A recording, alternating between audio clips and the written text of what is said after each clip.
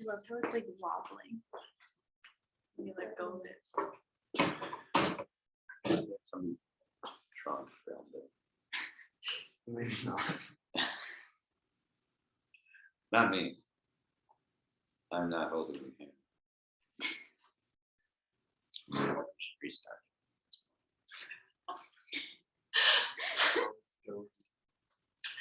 All right. Yeah. Okay. Lydia, what is your topic? Has greed marred professional sports?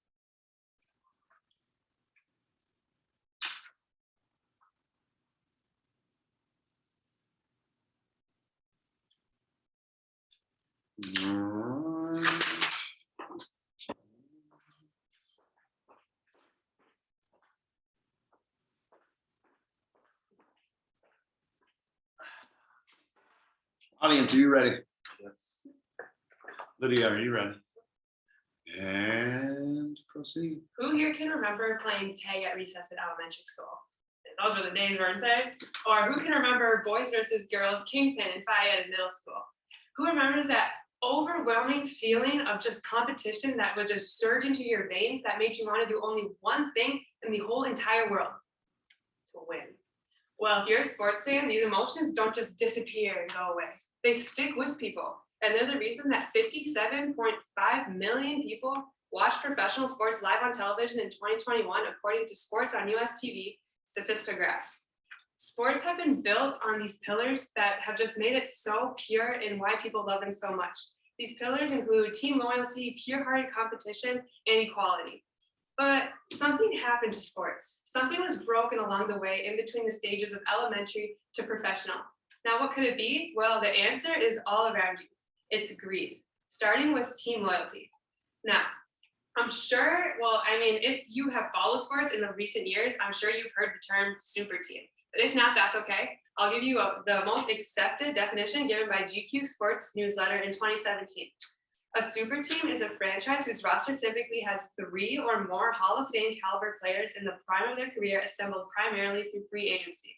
Or in other words, a super team is just this team stacked with high-paid athletes, all with potential to become Hall of Famers, that have come from different teams, all put onto one team in order to chase status, money, fame, and Benjamins, basically, to win rings. Now, it sounds great, doesn't it? Like there should be rules set in place to prevent this from happening so sports can remain fun and fair to watch and play. Well, there aren't, and they're actually becoming more common. Let me tell you what I mean. These following season statistics can all be seen on NBA.com, which was recently updated in 2022. Famous basketball player Michael Jordan has played for Chicago Bulls for 13 seasons, winning them 6 national championships. Likewise, Kobe Bryant, he played 20 seasons for the LA Lakers, winning them 5 championships. You just don't see that type of loyalty today. For example, LeBron James has played 19 seasons with 3 different teams. All 3 of these teams are considered to be super teams. Likewise, superstar Kevin Durant, he's played for 3 super teams also in just 14 seasons.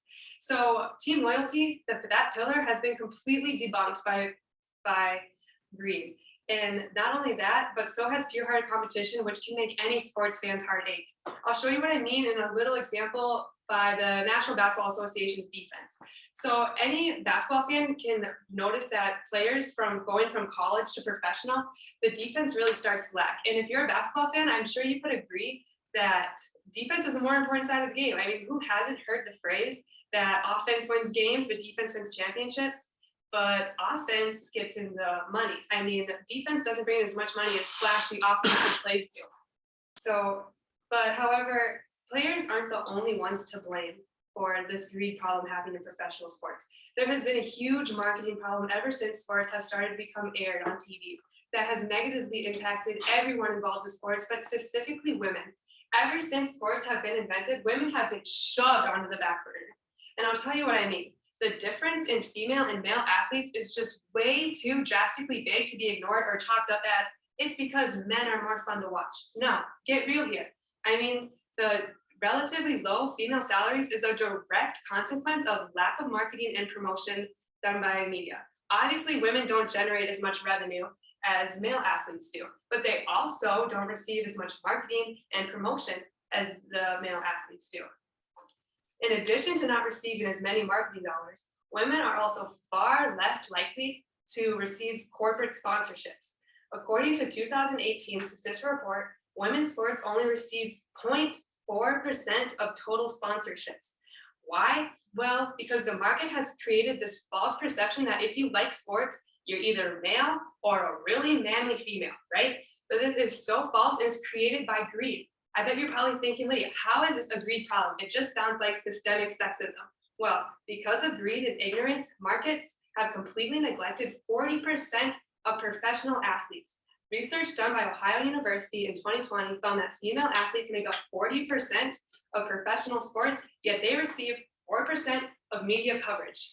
So, in conclusion, greed has completely marred professional sports by crumbling the pillars it was once founded on, including team loyalty, peer competition, and equality. There's a huge systemic sexism problem in sports created by the marketing. And there's a whole lot of work to be done to put sports back to the way they were intended to be, like how you all remember them from tag in elementary school. Thank you.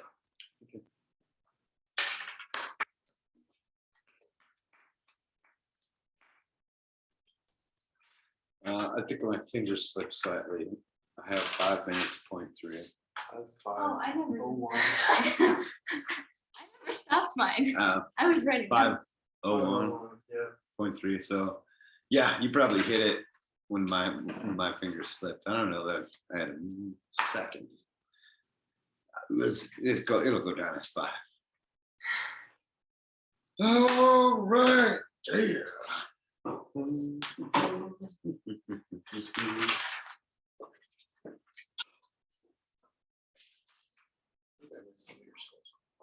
How many did you have? I think that's part of my I have 5. distaste. 5. I only got 4.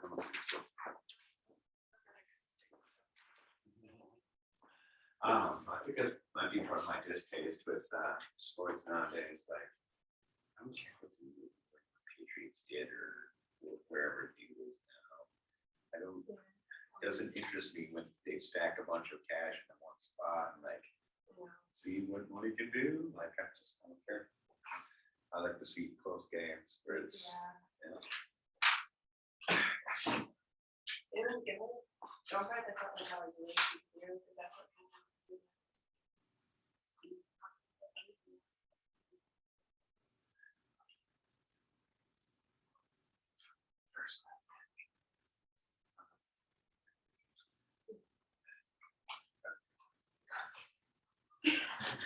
Yeah. I'm just trying to make excuses for it. Okay, it should be about 225 here, and it's like 318.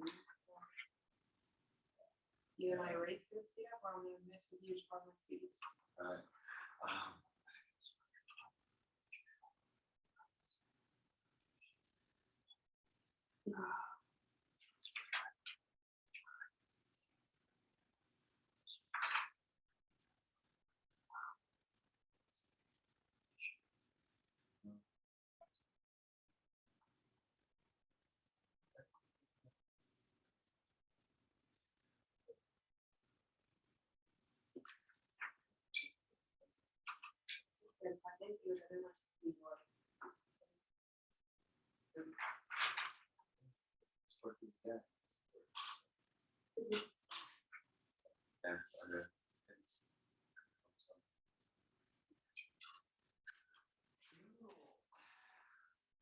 Speech left. We have one speech left. Yep. Oh, yeah, the group one. Right? Group informative. Yeah. It is crazy, especially since most of the time I think we're getting on it. We have like 1 day, well, we'll have like 3 or 4 days of lessons prior to it, but then after that, pretty much the rest of this class is working on the speech. I think you guys only have like 27 sequence. Means you get an extra week to work on it. Just kidding. You gotta do with it. I was gonna say, I was almost. Okay.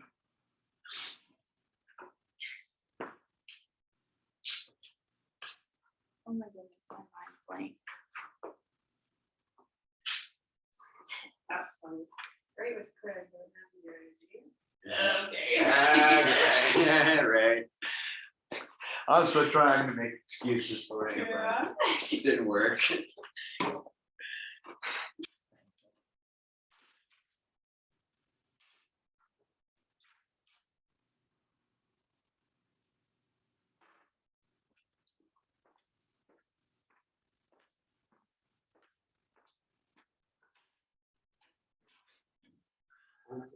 Organizational pen. That what it was called. So, Yeah. Yes, topical. Reword.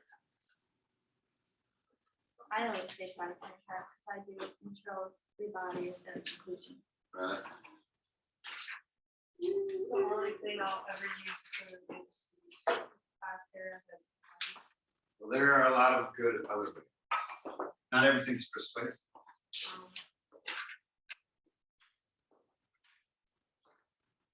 Though the idea of an intro, a body, and conclusion.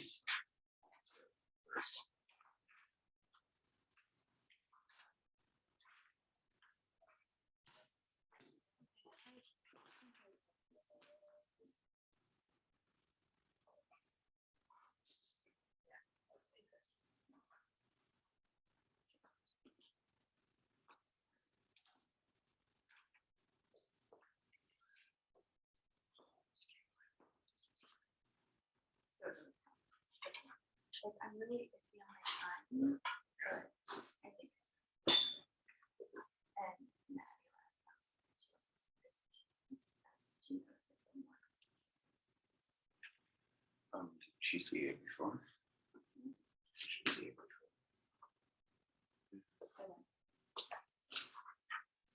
But how does she know it's your? Oh, okay. That's what I was getting at. Cool.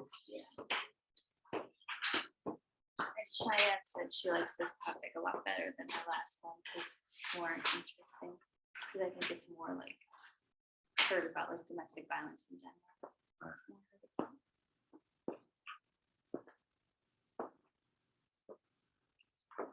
That is story about yourself.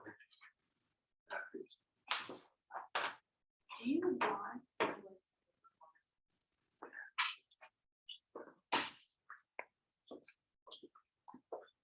Yeah. I'll just look it over to you. All right, have we finished up? Valuations, got them back. You want it up?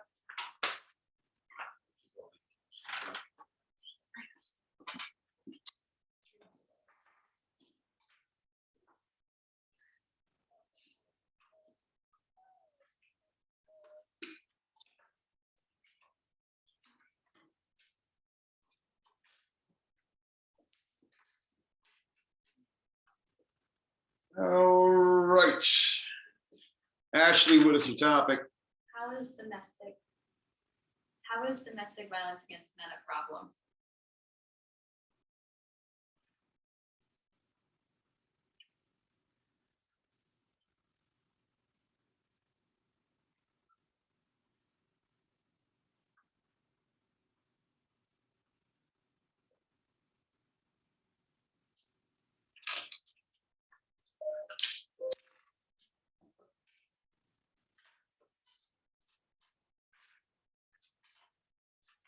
All right, audience, are you ready? Ashley, are you ready? I believe so. And proceed. What if I told you that 1 in 4 men are victims of domestic violence? This is according to a fact sheet published by the National Coalition Against Domestic Violence. I'm going to give you an example. If I have 20 couples in this room, 5 of those men would be abused by their partner. Society has a very common misconception that women are typically the small, little, petite, non-abuser, and they're the victims of abuse. We view men as big, strong, and buff, all the muscles and everything. But this is where society is wrong. Men can be abused by their partner. Women can be abused men as well. In my speech, I want to address why it's a problem, how it's identified, by bystanders as well as the men in these situations, and what programs are in place for these male victims. The definition of domestic violence is typically an abusive, aggressive partner in a relationship. So this can be your romantic relationship, like high school relationship partner, or your spouse. As I said before, society views this as a woman's issue, but that's not always the case. According to the CDC sexual violence page, last reviewed June 1st of 2020, nearly 56% of men who are victims of contact sexual violence, physical violence, and/or stalking by an intimate partner first experienced these or other forms of violence before the age of 25. When we think of perpetrators in this situation, we think men. So a perpetrator is typically against women against men, as well as men against men, as we see more homosexual relationships appearing. Another study conducted by the CDC last updated June 1st of 2020 reported that 87% of male victims of rape reported male perpetrators. This study then also concluded that 79% of male victims of made-to-penetrate crimes reported only female perpetrators. Now, those are very large numbers of men who report these crimes. And we typically don't see that, which I'll address in a few minutes in my speech. How do we identify the types of domestic violence? Now, when we think violence, we typically think physical abuse. We also see mental and emotional abuse. When a bystander typically sees an instance of abuse, we try to look for bruises. But when it comes to men, we want to look for the psychological aspects, which is what women typically use against men, because yes, in some cases they are that small little petite woman, so they can't really, beat up a big, large buff guy, so they use psychological aspects of abuse. Now we see a lot of little numbers in men reporting crimes. This is because they fear that they won't be believed, because once again, society does view domestic violence as a women's issue. And that's typically is the case in some cases, but it's not always, as mentioned before, that it is a problem for men. So they fear that they won't be recognized as being abused by these women partners, but then they also fear that that woman will come back and retaliate and threaten them more. According to the National Coalition Against Domestic Violence, 1 out of 9 men report experiencing intimate partner violence. How do we self-identify this? If you're a man in that situation, you want to look for instances like name calling or even isolation. Maybe your woman partner is keeping you away from your friends or work or even social events with your family. According to data from the National Crime Victimization Study published April 2014, between the years of 2003 and 2012, nearly 8% of males who report domestic violence have been shot at, stabbed, and hit with a weapon. The same study then concluded that men account for 24% of domestic violence survivors. Now that we do know there are survivors in men with domestic violence cases, we want to see what these men did. These men may have created safety plans, and these safety plans were finding a temporary or even a permanent place for them to stay. Now, looking at places to stay, we have local domestic violence shelters. In the past few years, domestic violence shelters have been having more beds for these men because they are seeing more problem with male domestic violence. However, they were before in the past just women places. So what they do, if they don't have the room for men, they typically get in contact with other groups and other programs within their network and send them into that place so they are safe. Half of male victims fail to tell anyone they are a victim of domestic abuse. They are 3 times less likely to tell anyone than female victims, which is according to an April 2021 study by Mankind Initiative. Overall, we talked about the why. How is it a problem? And then how we identify it.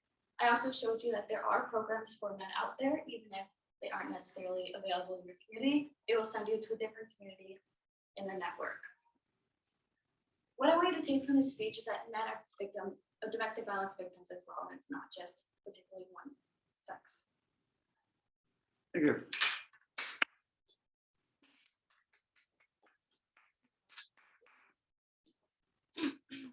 That just put you over the edge too, and the stumble. The stumble did. 518. 518. Do that.